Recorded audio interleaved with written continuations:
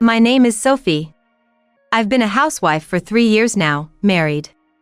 My husband Tim works for a top-tier company as a businessman, and we live on the 20th floor of a high-rise apartment. The night view from our living room is incredibly beautiful, but being raised in the countryside, I initially wanted in a lower-floor apartment when we first got married. However, I agreed to accommodate my husband's wish to live in a high-rise. We both belonged to the same tennis club in college. Tim, 2 years my senior, was a leader, whereas I joined somewhat casually and was a rather inconspicuous member. Back then, Tim had a girlfriend, so we weren't that close during college. But, a couple of years after I graduated and started working at a law firm, I ran into Tim by chance at a bar. Feeling nostalgic, we chatted about old times and exchanged contact information. Both of us were single at the time, so we gradually began to date.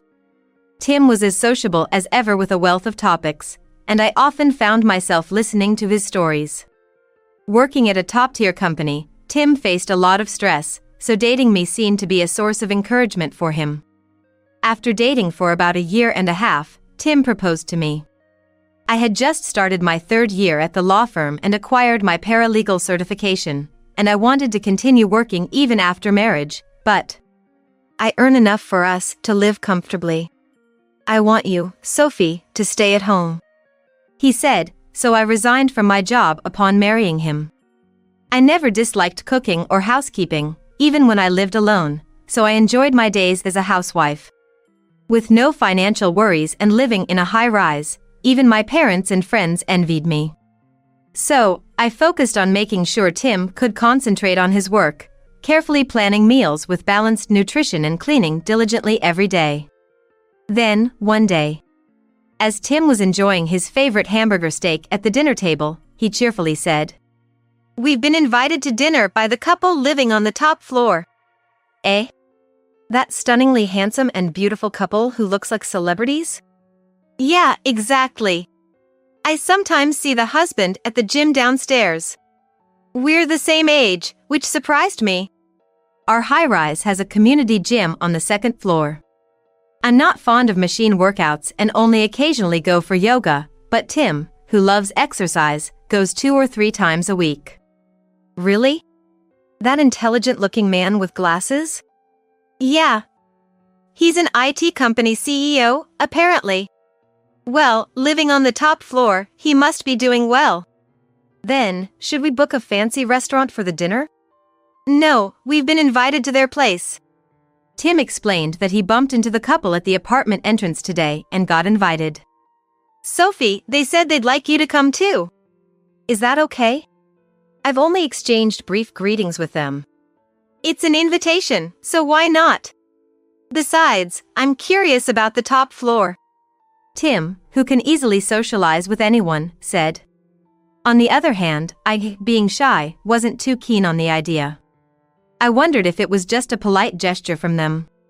But before I knew it, the plan became a reality, and we were visiting them this weekend. I brought some simple homemade dishes, but the couple had a professional chef cook for us. It was my first experience of such a luxury, so I felt overwhelmed. However, Wendy, the wife, was friendly and easy to talk to, and by the end of the meal, I felt as comfortable as with a friend. Excited, we talked about our experience.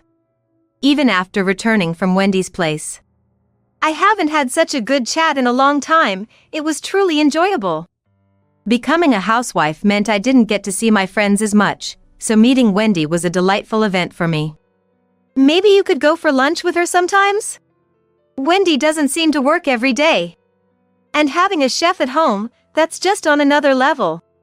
Wendy worked as a freelance designer, handling wallpaper and curtain designs, and seemed to have her own clientele, working at her own pace. I often work from home, so let's have tea together sometime. She suggested as we were leaving.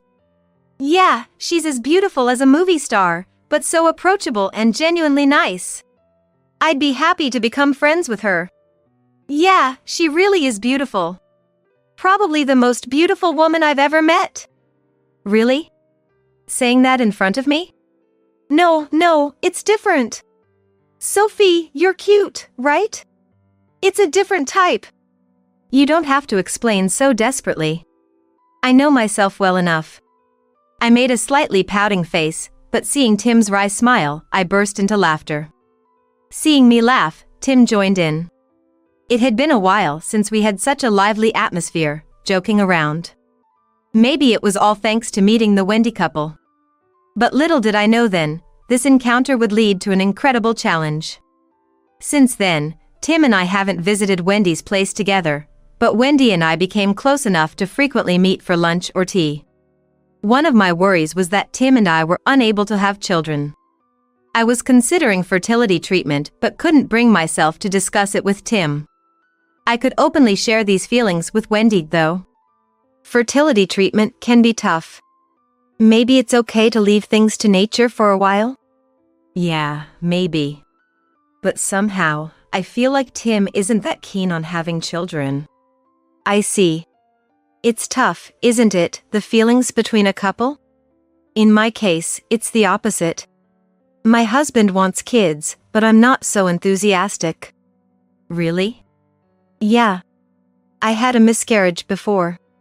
After that experience, I thought maybe it's okay not to try to get pregnant again. Oh, I'm sorry. That was insensitive of me. No, don't worry about it. It's all in the past now. Seeing Wendy's smiling response, I thought how strong she was. You're right. I should just let nature take its course for a bit. I need to cherish the happiness I have now. Wendy's expression seemed to cloud over for a moment as she looked at my smiling face. Shall we head back? I have a design I need to think about by tomorrow. I nodded to Wendy's always graceful demeanor, wondering if I had just imagined that brief change. But from that day on, every time we met, Wendy seemed to be getting thinner. One day, concerned, I asked her, Wendy, is something troubling you? I might not be able to solve it, but I'm here to listen if you want. Thank you. Actually, my husband and I are talking about divorce. What? I was speechless with shock. They had seemed so happy when Tim and I visited their home. What could have happened? Sophie, you're the only one I can talk to. What should I do? Wendy began to speak slowly, tears in her eyes. It seems my husband really wanted children. We've had arguments before, but I never imagined he was having an affair. According to Wendy, her husband was involved with a colleague at work. He had told her he would pay compensation for a divorce. Can you believe it? Before we were married, other men proposed to me too. He worked so hard every day to win me over, and now he wants to leave? What am I supposed to do now? It's shocking. I shouldn't interfere in your marriage, but maybe you should talk to your husband again? While feeling a bit uneasy about Wendy's situation, I chose my words carefully to avoid hurting her. After pouring her heart out to me, she whispered, Things will surely work out. And then Wendy left. That evening at dinner, I opened up to Tim about Wendy and her husband's situation. How is Wendy's husband doing lately? That's the thing, I haven't seen him recently. He hasn't been at the gym for about a week now. Is that so? But he didn't seem like the type to cheat. What are you talking about? It's always the serious, intellectual types that turn out to be the worst. Initially, Tim had praised him for being an IT company CEO, but his sudden change of attitude made me feel uneasy. Within a month, Wendy came to tell me they were getting a divorce. Oh, what should I say? It's okay. I've come to terms with it. For now, I'll be staying here. Alone? Yes. I arranged that as part of the conditions of the divorce. Kind of like a compensation. Seeing Wendy so nonchalant about it scared me. Can people really change this much in such a short time? Still, knowing it wasn't my place to comment on their decision, I continued my friendship with Wendy as before. However, not long after this incident, cracks began to appear in my own marriage with Tim. Tim started coming home later than before and often went out on weekends. He claimed he was working overtime or attending business drinking parties, but sometimes he wouldn't contact me until after midnight, and I had to confront him about it. Tim, I understand that work is busy, but isn't it too much lately? What do you mean? What are you trying to say? Is it really just work? What else would it be? Of course, it's work. Then, at least let me know when you'll be late. I prepare meals and everything. Huh. Sometimes, a sudden client dinner comes up.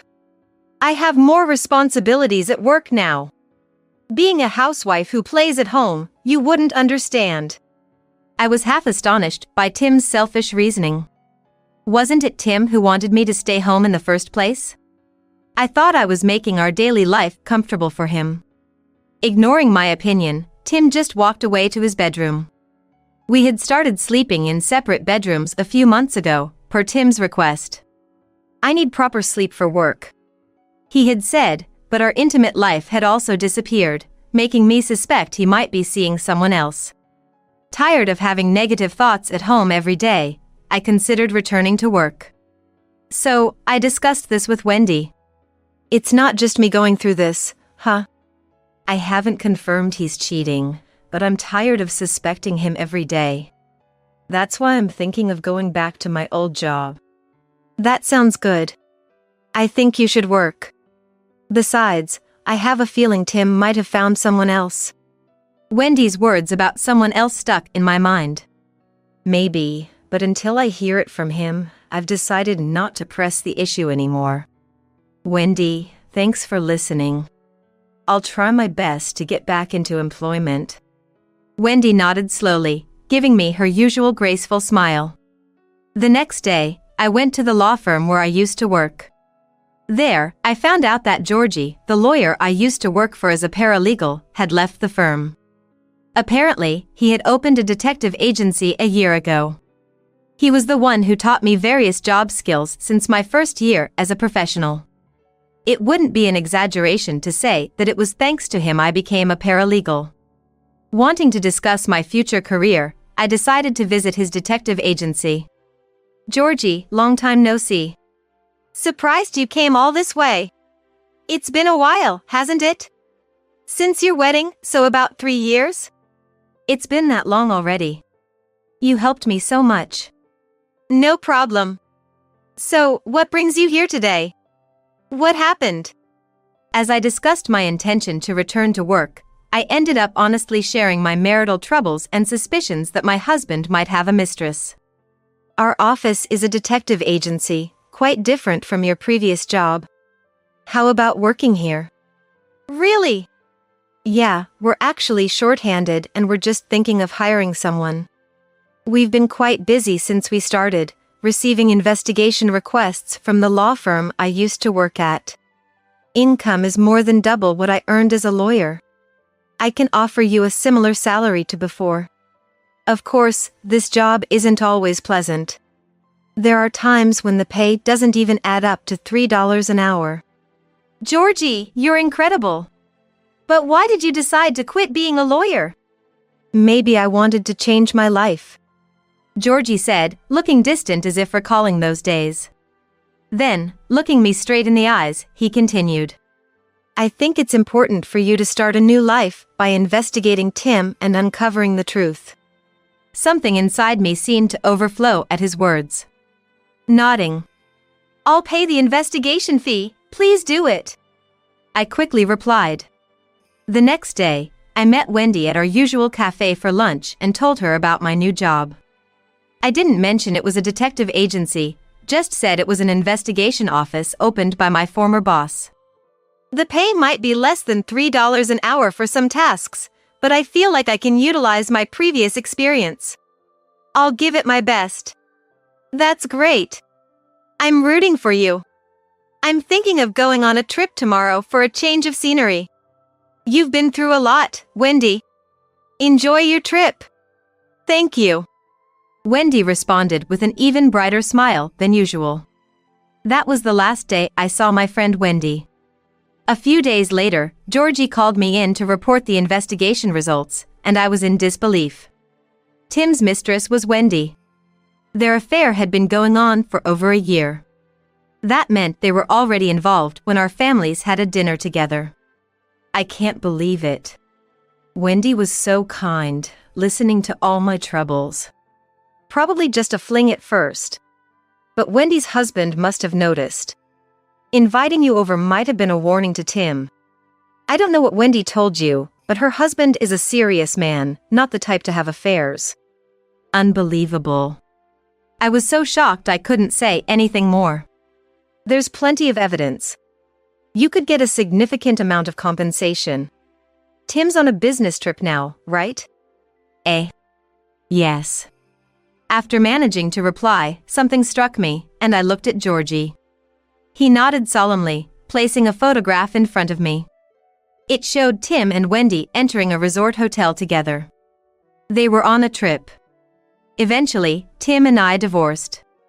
I didn't ask for compensation. Instead, I cited irreconcilable differences as the reason of the divorce. Leaving the house, I started working, renting a room in the building of the detective agency. Tim and Wendy remarried without any remorse. Are you really okay with this? Georgie asked me, but for me, it was all according to plan. However, I never thought I'd witness it with my own eyes. A year later, I unexpectedly ran into my ex-husband, Tim. It's been a while. How's work going? I heard it's like $3 an hour. Well, keep at it. He spoke in a mocking tone, and I replied, After a year, you still know nothing. What do you mean? Why don't you ask Wendy? Tim left with a look of dissatisfaction, but that night, he called me in a frenzy. Did you know about this? Know what? That Wendy is buried in debt. Wendy had always been a big spender. Though she claimed to be a designer, she didn't really make much. I knew you were involved with her for over a year while still married to me. Oh, and one more thing. While you were dating her, she miscarried a child from another boyfriend. That's a lie, right? You knew everything and still married her because you loved her, right? Good luck with that. Bye. I hung up and immediately blocked Tim's number. You finally put a period in that chapter of your life. You did well. Georgie, who had overheard the conversation, spoke to me gently. I couldn't hold back my tears. It was the first time I cried since the divorce. Georgie, without saying a word, just held me. After that, Georgie and I became the best partners, both in work and personal life. Apparently, he had been in love with me since we first met. Now, I love him very much too. Tim, on the other hand, ended up filing for bankruptcy because he couldn't pay off Wendy's huge debts. He couldn't stay at his company and now works for a delivery service. This isn't what I signed up for. He spends his days dealing with Wendy, who constantly complains. They betrayed people without a second thought, but will they ever realize the consequences of their actions?